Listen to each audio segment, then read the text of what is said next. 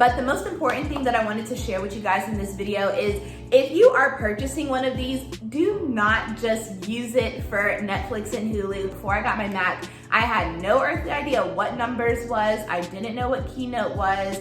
I didn't know what a lot of the other features on my MacBook are for. Hi guys, and welcome back to my channel. So for those of you who are new here, hi, my name is Imana, and today I am going to be comparing my iPad Pro 11-inch to my MacBook Pro. So today I wanted to do this video because I've been getting a couple questions on Instagram asking me about the types of apps and softwares that I have on my iPad versus my Mac, or if you do follow me on Instagram, I've been posting a little bit of my digital animations and my GIFs. So people have been asking me, like, how do you like your iPad? What apps are you using? X, Y, and Z. And even when I had first gotten my MacBook, people were asking me, like, what are you using to edit? And things of that nature. So before we get into this video, I did want to remind you to go on ahead and hit subscribe. So I know if you're like me, if I just watch one YouTube video, I'm probably not gonna subscribe off of just one. It normally takes me about 2 or 3. So if you do like videos like this, I do have an unboxing video that I will have in my description box down below of me unboxing my iPad. I've only had my iPad for about a month or so. And if you're a girl and you love unboxing videos and you love luxury videos, I will also have 2 unboxing videos, one of my Louis Vuitton Neverfull MM and another one of my Louis Vuitton Pochette Métis. So I did want to just throw that in there. Your support really does mean a lot. Okay, so now we can hop into the video. So to some people, having both of these may seem like a little bit of a waste of money in a way. So today I am just going to explain to you the top 5 differences that I have seen between the two. Okay, so the first thing that I've noticed obviously is the size difference. My MacBook is a little bit bigger than my iPad, so there's a little bit of a comparison there. And as you can see, both of these have a case on them. I personally do not leave the house with any of my Apple products without a case on them. So the size was definitely something that I wanted to point out if that was something that you were looking at. Okay, so now that we've kind of talked about the size, the first thing that I want to hop into is if you are looking to do more editing, or if you're looking to do anything with videos or anything of that nature, I would highly suggest getting the MacBook Pro, and here's why. For one, this is a great size laptop in my opinion. For the most part, this can fit in my Neverfull GM. If you're a girl and you want to be able to carry your laptop in your purse, this definitely does fit into my Louis Vuitton Neverfull GM. I believe it does fit into my MM as well. I haven't really tried that, but if you're looking to see if this will fit into your bags or any type of tote bag, it will definitely fit. It does have a little bit of a weight to it, but other than that, it's fine. The software that I use to edit my YouTube videos is Final Cut Pro. So if you are just looking at the MacBook Pro, it does already come with iMovie on it, just like any other Apple product would. But I would highly, highly suggest getting Final Cut Pro. Another thing that I would suggest with the MacBook Pro, something that I have found is I don't really think that Apple products provide that much storage. So for me personally, I have purchased a hard drive. I think I got like the 5 TB, I want to say. I'm not even exactly sure what it's called, but it has a lot of storage on there for me. So that is one thing that I do want to point out. If you are editing on your laptop, you're going to end up running into a lot of storage problems if you do not have an external hard drive. So that's something that I would highly, highly recommend just going ahead and purchase it your first day, because I noticed that when I was editing videos, I was getting very frustrated because my computer was moving very, very slow. Little did I know, it just did not have enough space to store the amount of footage that I needed to store on my laptop. So again, if you're looking to do any type of editing, I would highly, highly recommend going on ahead and getting the MacBook Pro. So now, if you're looking to do any type of digital animation work, or if you're on Instagram or Pinterest and you see people posting like animations or kind of like cartoon characters or anything like that, I would highly, highly, highly recommend going on ahead to get the iPad Pro 11-inch For me personally, again, this is a great size. I do know that they have a larger size out there. I just felt that that was just a bit big for me. So I think that this is the perfect size for me. As you can see, I did go ahead and get it with the pencil.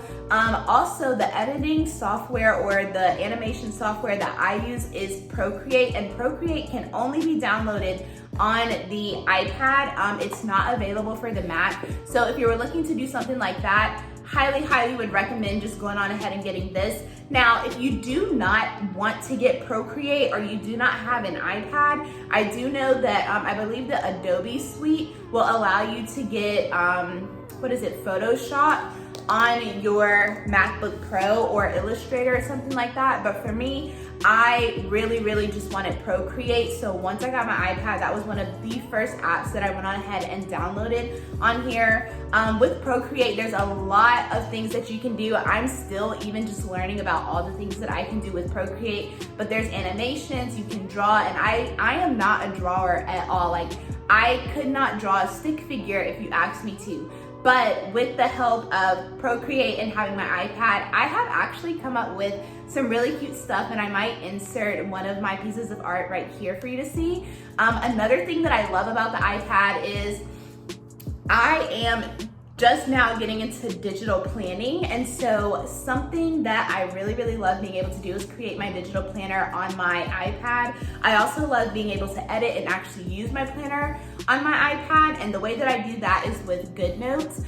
So I do know that GoodNotes is also available on your MacBook, but personally for me, I just love being able to use it on my iPad because I'm gonna grab my agenda for you so that you can kind of like see the size comparison. So before, I was definitely a Happy Planner lover, and I still do love my Happy Planner, but as you can see, this is super thick and it's kind of heavy. And then with my iPad, you can see it's very slim, and my agenda weighs way more than my iPad. So for me, when I was looking at my digital planner, I wanted it to kind of look like this. It's almost the same size as my agenda. My iPad is just a little bit bigger, as you can see. But for me, I didn't want to do the planning and things of that nature on my laptop. I wanted to do it on my iPad. And so with just kind of like this display and everything like that, even with my case cover, it's kind of like me opening a book as if I would be opening my planner. So for me, it just worked out for me to be able to do and create my digital planner on my iPad. Okay, so now that I've kind of talked to you about the two major differences, this I use more for editing, this I use more so for digital creation. Now, I do use both of these for something very special, and that is creating my digital planner. So there are tons of videos of people out there specifically just using their iPad to create their digital planner. Me personally, I have tried to just do it on my iPad, and there are some very tedious things within Keynote. So I don't know if I mentioned that, but I do use Keynote on my iPad to create my digital planner before uploading it into GoodNotes. So one thing that I notice is that whenever I am on Keynote on my iPad and I'm trying to create any type of tables like Excel documents or anything like that within Keynote, it does not work for me. It's super hard, it's hard to manipulate. Anytime I wanna make something bigger or make something smaller, it's really hard to do that on my iPad. So I will have both my iPad and my laptop with me at the same time working on creating a planner. So on my laptop, it's so much easier for me to kind of move things around. If I wanna like bring in a shape or something like that, it's super easy for me to do that. So one thing that was like super hard for me to do on my iPad, but is really easy for me to do on my laptop, is to select. So in Keynote, when I am trying to select my pages so that I can copy and paste my links to the other pages, that is actually really hard to do on my iPad, but it's actually really easy to do on my MacBook Pro. Another thing is, if you are familiar with Keynote, there is a function to be able to bring items either forward or behind a page. That is also extremely hard to do on my laptop, but it's super easy for me to do on my iPad. So for me personally, if I didn't have both of these and I only had one of these and I was trying to create a digital planner, I don't know that I would have as much excitement or joy when it comes to creating that, because even just using one or the other, there's gonna be something that's super duper frustrating about it. Now, like I said, I have watched a lot of videos where a lot of people do specifically and only use the iPad. So I guess if I only had one to create a digital planner, I would want the iPad because again, I don't want to, I'm not gonna get that same planner feel with using my laptop for the digital planner as I would my iPad. But there are definitely some tedious things that go on with using either one of these when creating a digital planner. So I'm grateful that I have both, but like I said, I guess if I only could have one, then I guess I would want to just be able to do it on my iPad. But again, for the things that I do, to me it makes sense to have both because I can't get Final Cut Pro on my iPad. I have to have that on like a laptop. And then the last thing that I use both of these for actually is watching my favorite shows on Netflix and Hulu and watching YouTube.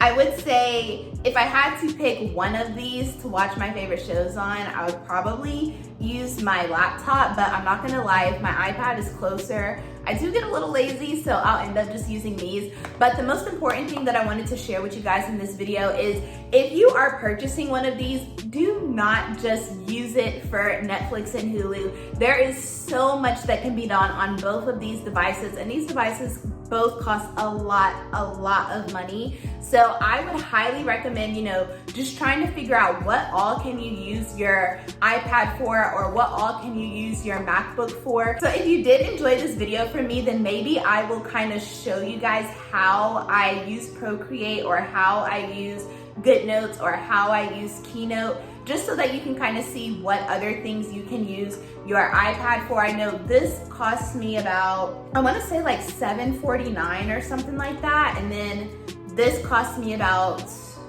$1,300. So that's a lot of money to just watch a couple shows on or just watch YouTube on. So I would be more than happy to kind of share with you how I actually use my iPad or how I actually use my laptop.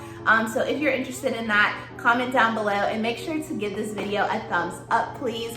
Again, that just kind of wraps it up for this video. I just kind of wanted to share what I use both of these for, because I know that if I weren't on YouTube, then I would probably just be using these to watch YouTube, Netflix, or Hulu on, because before I got my Mac, I had no earthly idea what Numbers was. I didn't know what Keynote was. I didn't know what a lot of the other features on my MacBook are for, and even my iPad. And I've had an iPad, not this particular iPad, but I did have an iPad before I bought this one. And again, I had no idea that I could be doing the things that I'm doing on this one on my other one. So I hope this video was entertaining and educational for you. Again, thank you so much for watching. Please don't forget to give it a thumbs up and to share this video with a friend, and I will see you guys in my next video. Bye!